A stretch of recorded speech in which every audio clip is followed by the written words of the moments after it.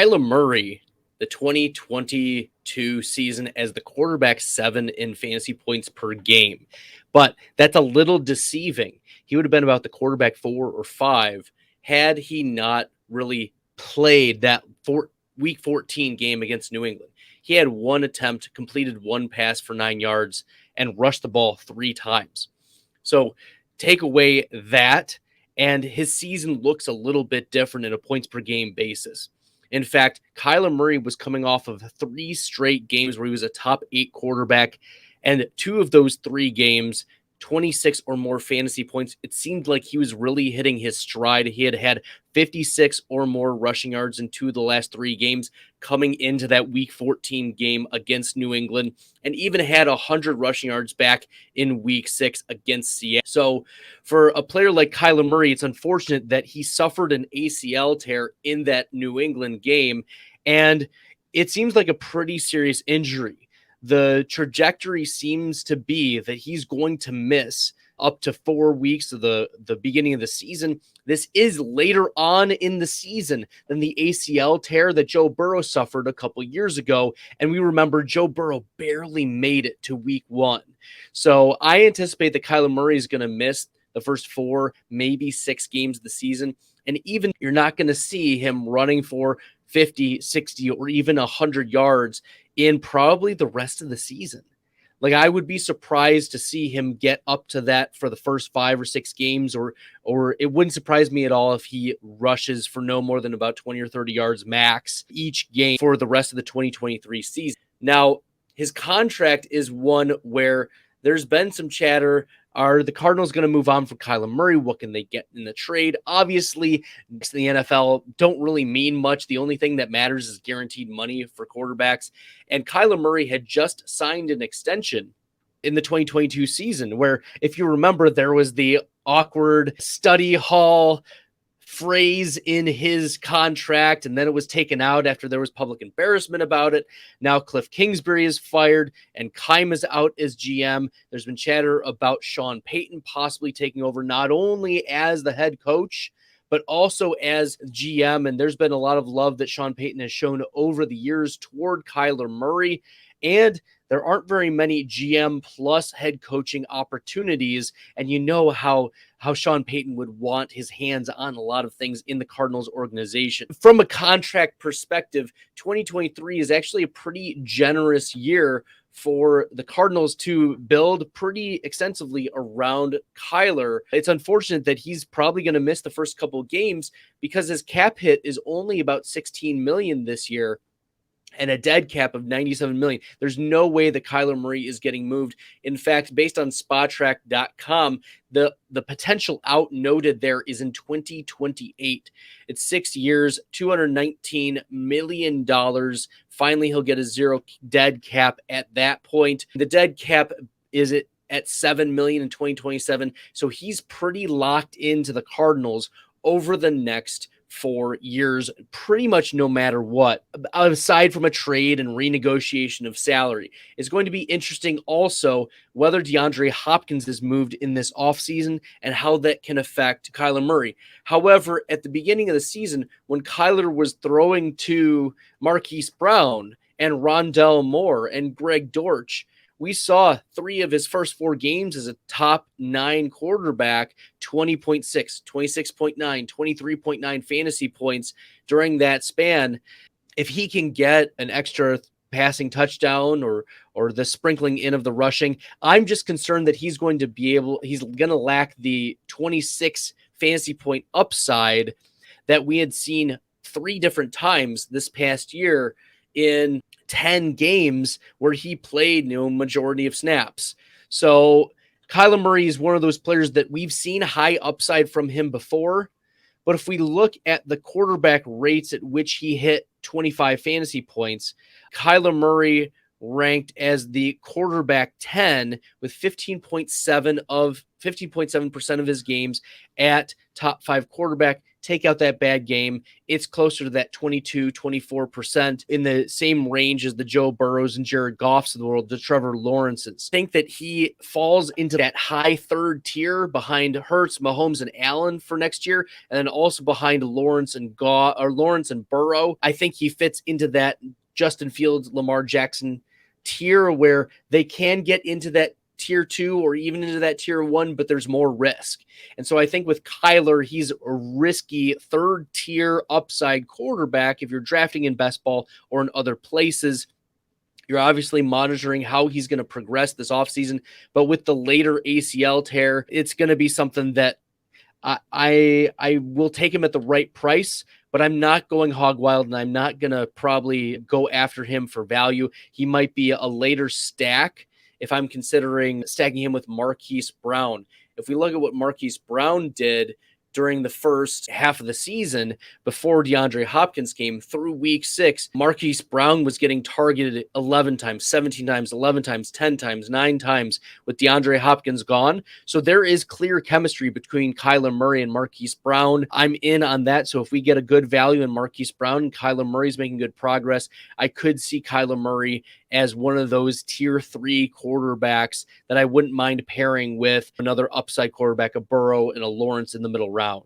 If you like the content, you found this helpful, make sure you hit that red subscribe button. James Conner is not going anywhere in 2023. Conner's going to be the lead back for the Arizona Cardinals. He signed a 2-year extension or re-signing, however you want to view it, going into the 2022 season.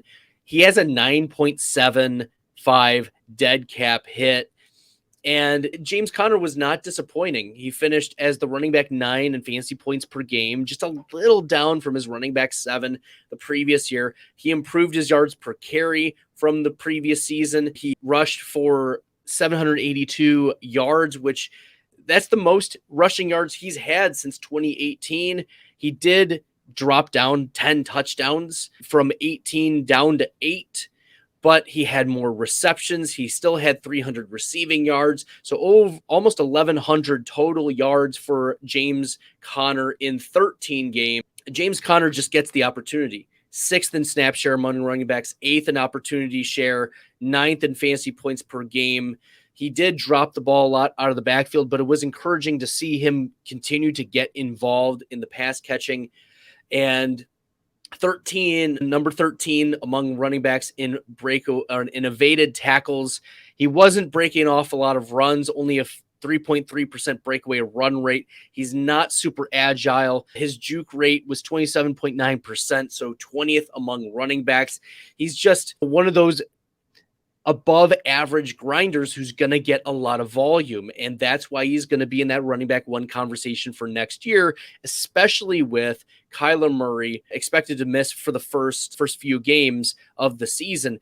James Conner in week 14 and beyond, he was the running back 5, running back 12, running back 4, and running back 15 in the 4 games he played from Kyler Murray's ACL tear on. So he's going to get massive workload, at least 15 carries in each of those games. He had at least 3 receptions in each of those 4 games, with 2 of them having 6 and 7, over 110 total yards in each of those games. Even with Murray out, James Conner was still a very, very valuable piece in this offense. So I anticipate he's still going to be one of those back end to mid pack running back 1s and should not be overlooked. Could the Cardinals bring in another running back? Sure, but I don't think they will. Maybe Sean Payton will have other plans in mind. Maybe he brings in Taysom Hill over from New Orleans or something like that. But James Conner gets volume, and he's played above average. He's converted touchdowns, right? He had, 8 total touchdowns on the year, and we saw some ceiling games. Week 10, he was the running back 3. Week 12, running back 4. Week 14 and 16, running back 5 and 4. So there's elite upside to be accessed with James Conner. He's not going anywhere for 2023.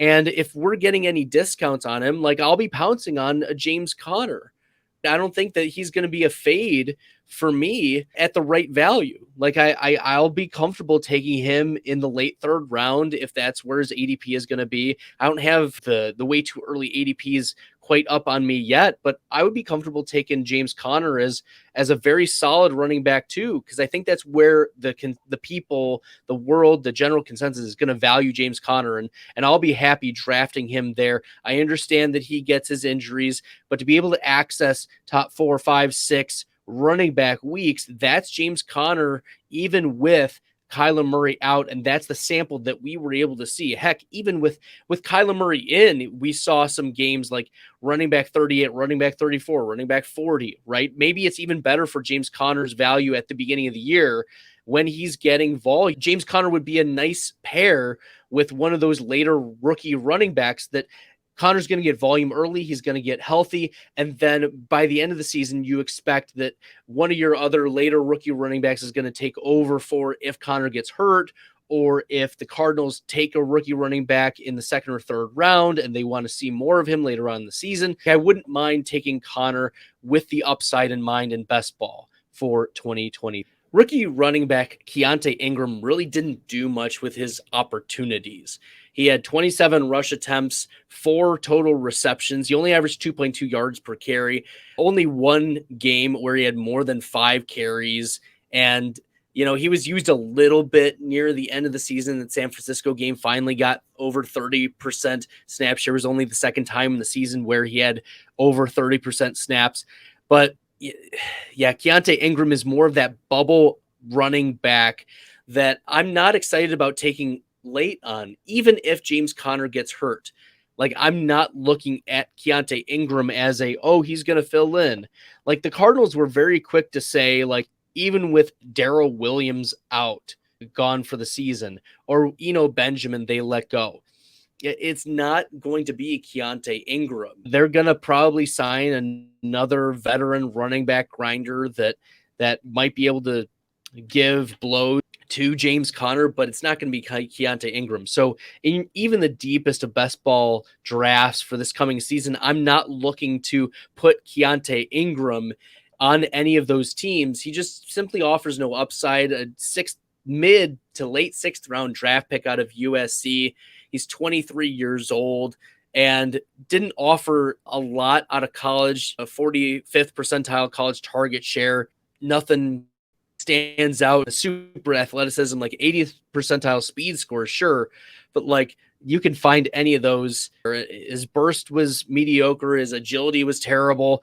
And he didn't play well. 2.6 yards per touch, 2.2 true yards per carry. It's just not getting it done. There weren't reasons for optimism to be drafting Keontae Ingram, but he's probably going to be one of those roster bubble type of running backs that could lose his job very, very easily to some other running back this offseason for the Arizona Cardinals. There's good and there's bad about DeAndre Hopkins. The good is that his target share was 29.4%. That was 4th among all wide receivers. 8th in target rate, 29.6%. Air yard share, 43.5%. If the ball was going downfield, it was going to DeAndre Hopkins. 111 air yards per game. It's a beautiful, beautiful thing. 16.9 fantasy points per game. That's back end wide receiver 1. He finishes wide receiver 9, wide receiver 47 in total points, but don't let that deceive you. Hopkins was able to get it done during the Kyler Murray days. But from the New England game onward, Hopkins struggled with it. And even when he didn't struggle with injury, with his double-digit targets, right? Only 12.9, 13, and 1.4 fantasy points in each of the 3 games from the point of Kyler Murray suffering his ACL tear to the end of the season. It's bleak for the beginning of the season for DeAndre Hopkins. It could be really, really bad. Now, there's also rumors the Arizona Cardinals want to trade DeAndre Hopkins. So let's look at DeAndre Hopkins' contract. His dead cap for 2023 is $22.6 million. He's a 30.7 cap hit. And the potential out, yes, is in 2023. he's not looked like he's super slowed down. It was just that there was bad quarterback play. Look at the games in which he played well with Kyler Murray. He was wide receiver 8, wide receiver 2, 21, 12, 12, 15, up until the ACL tear with Kyler Murray. So there's still gas left in the tank for Hopkins. He's still one of those wide receivers that can make plays down the field. He can get open, and his yards per route run 17th. His average cushion was number 1, 5.7 yards. His win rate versus man was 7th best. Target rate versus man was 8th best. He won 54.1% of his routes. That was 5th best among all wide receivers. He did struggle in getting target separation, but that didn't matter for Hopkins. He would come down with the ball. Okay, 46.2% contested catch rate, and he was able to come down a true catch rate of 81%. 67% actual catch rate. So respectable at catching the ball, even with almost no separation, and was able to still produce fantasy points. There are still signs that Hopkins is one of those wide receiver 1 types that we should be very interested in. Now, when it comes to best ball and the win rates that we're interested in, DeAndre Hopkins, 5.8% of the time, was a top 5 wide receiver in half-point PPR. 4.1% fit between that top 5 and top 10.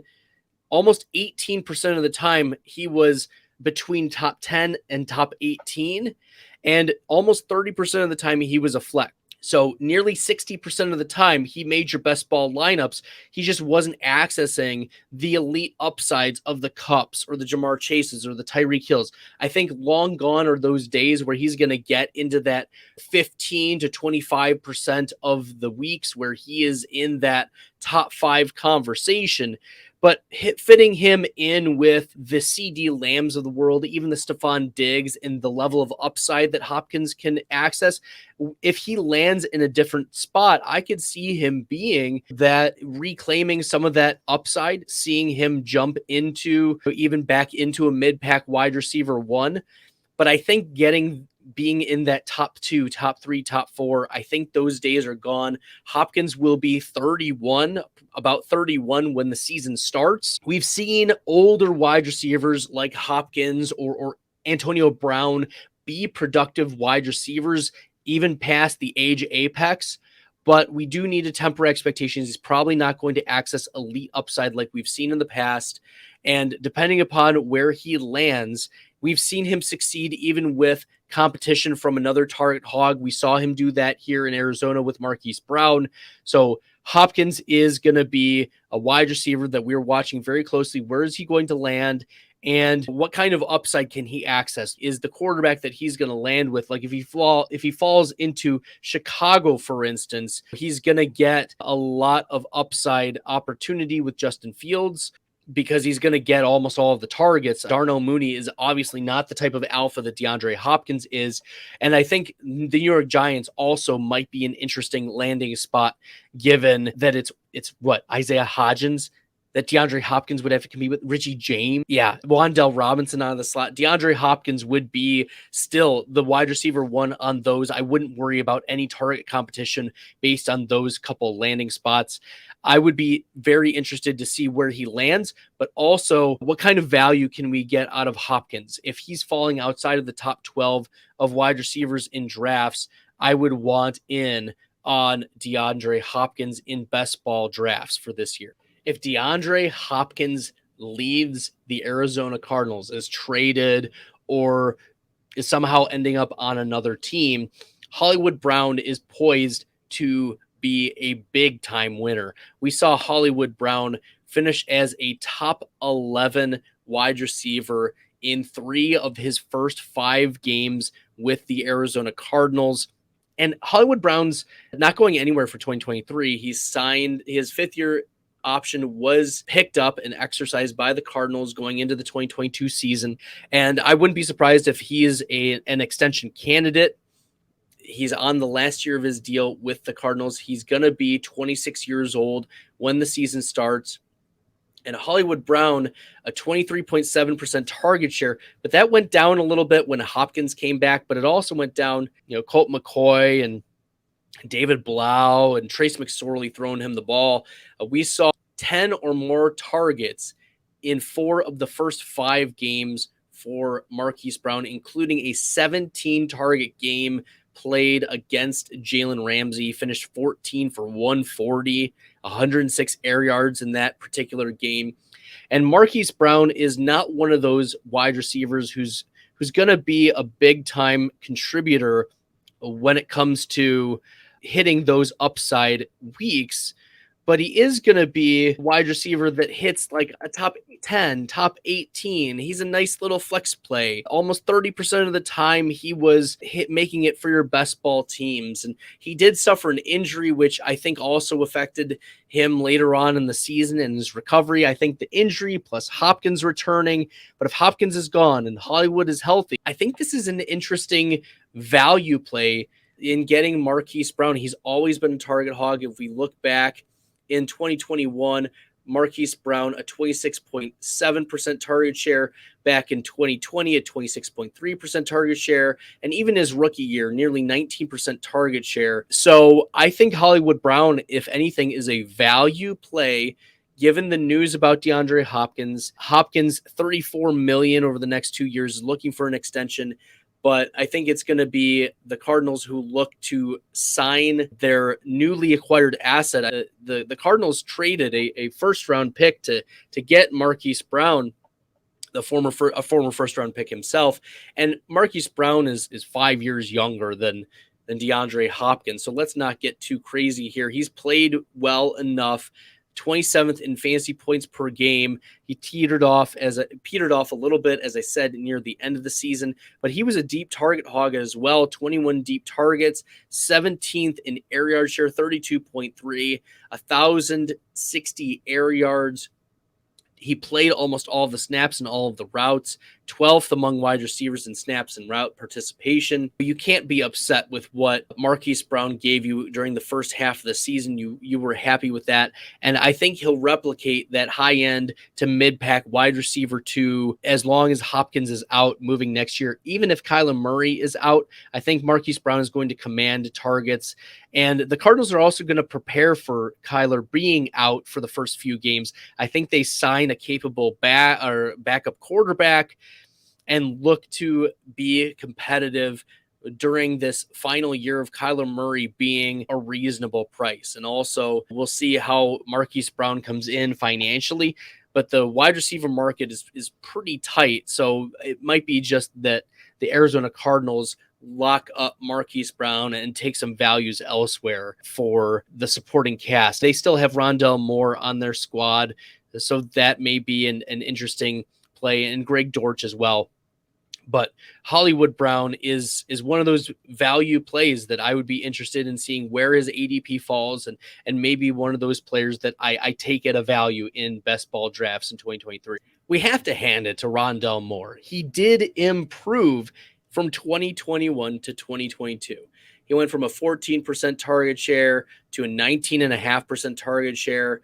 He went from an average target distance of 3.3 yards to 5.3 yards. That's like a 60% increase in his depth of target. He's going to be the slot receiver for the Arizona Cardinals.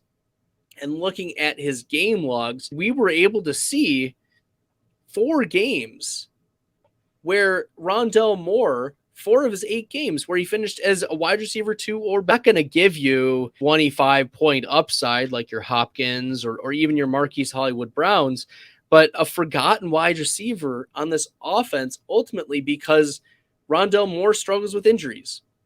He's a small dude with soft tissue issues. So Rondale Moore, I like his peripherals. I loved him coming out of college, out of Purdue, a mid-second round pick. He's still only 22 years old. He'll be 23 by the time the season starts. But you're having wide receivers come out of this draft. You're having quarterbacks being drafted who are 25, 26 years old, and Rondale Moore isn't even 23 yet. So I want in on Rondale Moore at a great value for next year. He's going to be one of those later wide receivers that I want the public to forget about. And I want to be in on drafting a lot of Rondale Moore early because I anticipate that there's not going to be a lot of replacement for Moore in the slot. If we look at what he was able to do, there were 5 games this year where Moore had 8 or more targets, 5 of his 8 games, and he left one of those 8 games with an injury in week 11. He only played 3% of the snaps. So in really 7 games, 5 of his 7 games, he had at least 8 targets. And yes, they're close to the line of scrimmage. And yes, he only exceeded, 46 air yards twice of those 7 games where he played majority of snaps. But he's an every snap type of wide receiver. And in full PPR leagues, and a flex play almost every week. You're looking at 13, 23, 14, 18 fantasy points for Rondale Moore during those games. Like, if he falls in the end zone, we're talking about a top 10. Heck, he did hit top 6 this year in week 8 against Minnesota. So finding the right matchup, Rondale Moore is interesting. And if there are quarterbacks who are not going to be throwing far down the field, he could be a safety valve, safety blanket. And that's, I think, another reason why we saw an increase in target share for James Conner near the end of the season. These low ADOT targets stopped going to Zach Ertz because of his injury and stopped going to Rondale Moore because of his. So I think that there is a little bit of tempering for James Conner because we anticipate Rondale Moore should be back. But there are legitimate concerns about Rondale Moore because of his neck strain, his ankle sprain that cost him 3 games in 2021, and then he had hamstring and groin strains that cost him 9 games in 2022. These are soft tissue issues that we are going to be monitoring throughout the offseason, but the first glimpse of Rondale Moore getting those soft tissue issues, man, I might be out. I do love Rondale Moore's peripherals and his average stats and all of those things, but my concerns are that can Rondale Moore stay healthy? His catchable target rate was 7th best among wide receivers. His target accuracy, so Kyler Murray was very accurate getting him the ball, 8th best among wide receivers. He was able to get target separation. He was 13th among all wide receivers in target separation. And target separation versus man coverage, number 2. He had 2.44 yards of separation per route run, and he had 3.36 against the zone. He's super speedy, super fast. He's a little Ant-Man out there, right? But the problem is he going to be on the field? And if Rondale Moore is on the field, he's a wide receiver 2 in PPR. So value him appropriately. He has the injury risk, but if he's discounted a lot in this offseason, or if he's forgotten about, give me some Rondale Moore if he is outside the top 50 of wide receivers in drafts. If there's a wide receiver I'd be surprised back in Arizona, it's Robbie Anderson. Heck, I think AJ Green has a better chance of being on the Cardinals than Robbie Anderson. Anderson's cap hit this year, if he stays with the Cardinals, is $12 million, a 0 dead cap. There's no reason for them to keep him on the roster. It was a rental, and the rental just went sideways. Robbie Anderson had no more than 50 receiving yards in any game with the Cardinals, and that 50 receiving yard game came in week 14, where he only played 29% of the snaps. In fact, since the trade with the Cardinals, he played more than 43% of the snaps just one time, and that was in week 9 against Seattle, where he had 1 reception for -4 yards on 3 targets. And he finished as the wide receiver 89 that week. Just absolutely disastrous. Did not finish better than the wide receiver 47 in any week this year, except for week 1, when Carolina and Baker Mayfield torched the Cleveland Browns. Robbie Anderson finished 5 for 102 on 8 targets and had a touchdown as well. Finished as a wide receiver 10 that week. A wide receiver who is going to be 30 at the start of the year. Yes, he's got good speed. He might be an extremely late round best ball pick, and maybe there's a market for a speedster like Robbie Anderson. But the only place that I'm drafting him is if he ends up on some mid to high end offense as a really late round fly. There are major concerns with Robbie Anderson just not being good anymore. Looking at some of the metrics, only garnered an 8.9% target share, 51% of the routes, right? 47% snap share on the season, only 44 targets in 15 games played, so average only 3 targets per game. Did not play a lot of the snaps, a lot of the routes, even with Rondell Moore out, even with Zach Ertz out, even with AJ Green being dust and Hopkins dealing with injuries. Robbie Anderson just not an answer. And he was even given the third most cushion among all wide receivers, and he still couldn't do anything with it. Yeah, I'm not in on Robbie Anderson. We'll be interested in seeing where he lands, but it's probably not back with the Arizona Cardinals in 2023. Wide receiver Greg Dortch is probably going to end up back with the Cardinals. They liked him. They used him. He's a restricted free agent. He's only 25 years. He'll be 25 years old when the season starts. He had some productive games. He had 52 receptions, 64 targets. He had 2 touchdowns, finished with 7 fantasy points per game. Nothing crazy, but he had some nice spike weeks.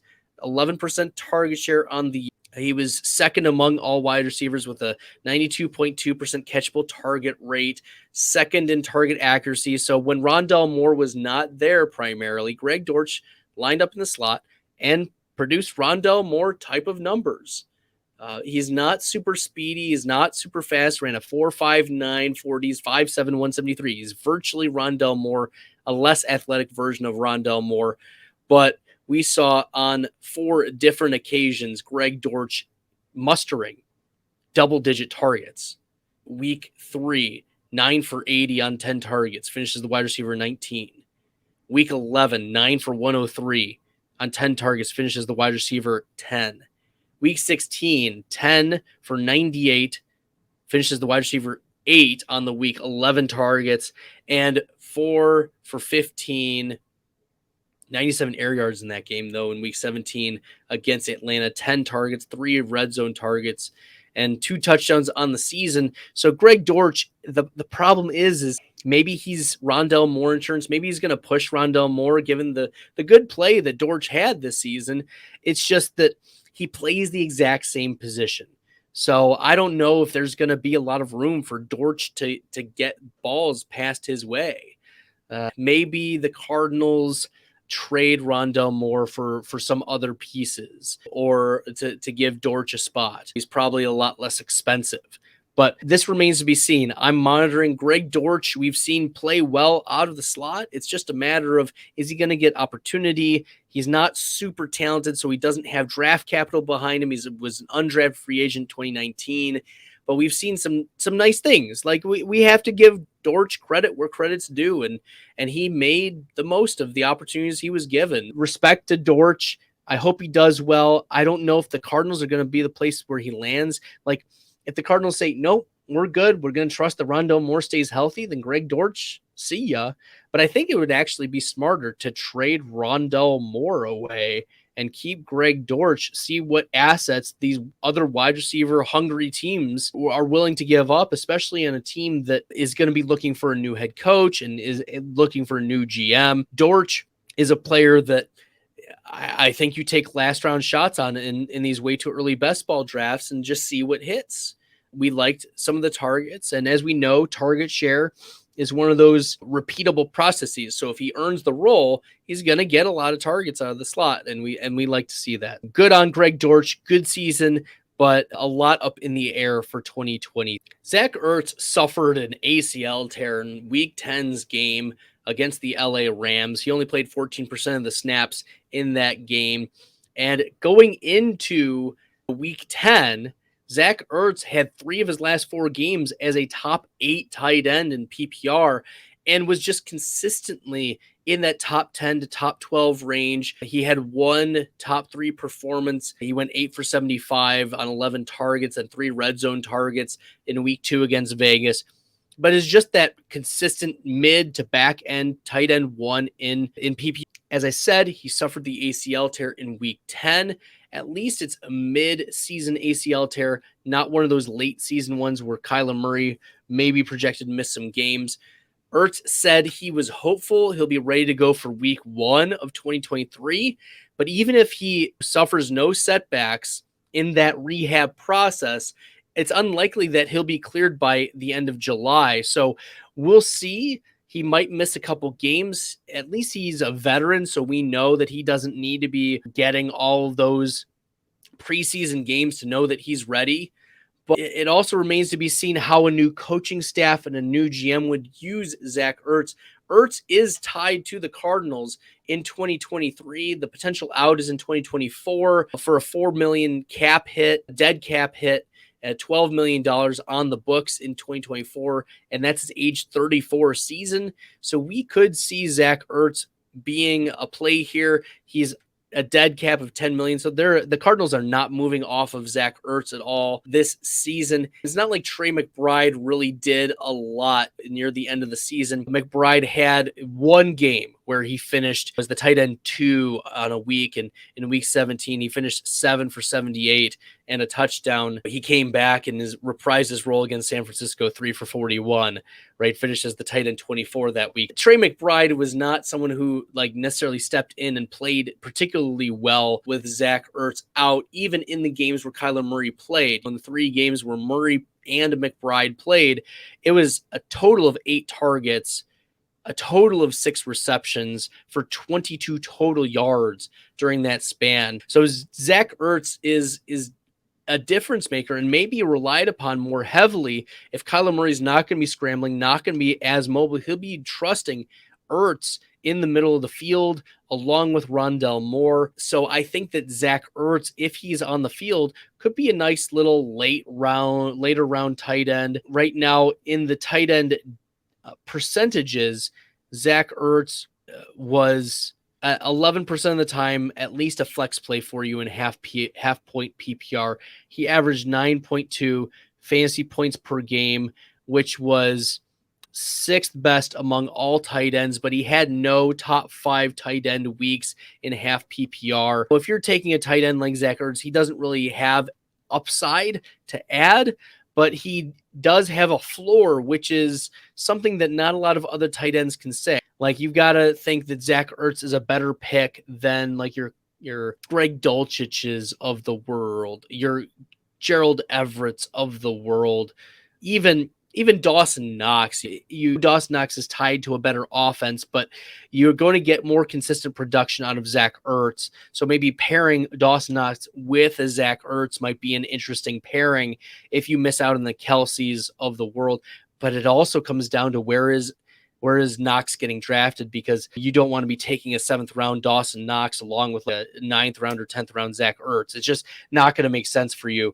So Ertz is a very late round tight end I'm in on. He's got a floor if he's on the field, but he might miss week 1. He might miss weeks 2 and 3 as well as he works his way back. It depends on how the coaching staff evaluates his progress, how his rehab goes, and ultimately the development of Trey McBride too, because maybe Zach Ertz makes his way back, but McBride was a 2nd round pick in 2022.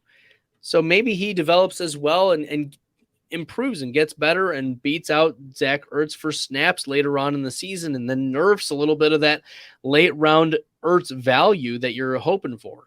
So Zach Ertz is one of those players that I'm willing to take a late round gamble on, but I'm not drafting him with the anticipation that he will be immediately contributing as a back end tight end 1 in week 1 of 2023.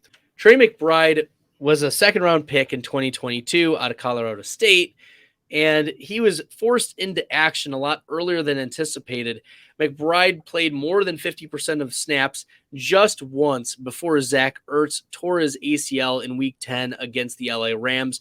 From that point on, McBride was a full-time player, but really didn't do much other than in week 17, where he had 10 targets and caught 7 passes for 78 yards, had 97 air yards, and a touchdown, finishes the tight end 2 in full PPR that week. But outside of that, even in the games where Trey McBride played at least 75% of the snaps, he finished as a top 15 tight end just that 1 week. You were not getting even like high-end tight end 2 weeks from Trey McBride. So we'll see what this new Arizona offense looks like, whether the the quarterback for the first couple weeks of the season is going to rely on the middle of the field like Trey McBride, or if Kyler Murray is told by his coach, you need to look McBride's way. Zach Ertz is working his way back from the ACL as well. We're not sure how those timelines are going to work out. I anticipate Ertz works his way back, but maybe McBride gets more full-time role at the beginning of the season as Ertz gets snaps and gets reacclimated because of that ACL tear. I don't know if I want to take some shots on this tight end who frankly did not play well. The metrics were not there for him. A 6.5% target share, 5.8 yards is the average target distance, 33. His yards per route run was 0.95. That was 36th among all wide receivers. 9.1 yards per reception. That was 30th. 0.42 yards per team pass attempt. That was 37th among all tight ends. It's just there's not a lot of things you can hang your hat on for Trey McBride. Like I'm scratching, I'm trying and clawing for upside for Trey McBride, and it's just that he's an athletic tight end. Ran a 4.6 140 and an 86th percentile speed score. And the draft capital was nice, I guess, but we want to see some development from him. And that's going to be something I'll be monitoring. But until we start seeing it from Trey McBride, I didn't see enough during his rookie year for me to say, you know what? I'm going to take some shots on Trey McBride and make him a regular rotation through my late round. I don't want zero Trey McBride. I don't think I want to be completely out, but I don't want to be getting 12 to 15% of Trey McBride in best ball drafts. That's just not something I want to be targeting, especially with the ambiguousness of the coach and the GM and the quarterback and what wide receivers are going to be there. Zach Ertz's role in this offense. Trey McBride is just not somebody that I'm going out of my way and saying, you know what, I saw enough. I don't think that would be true about Trey McBride.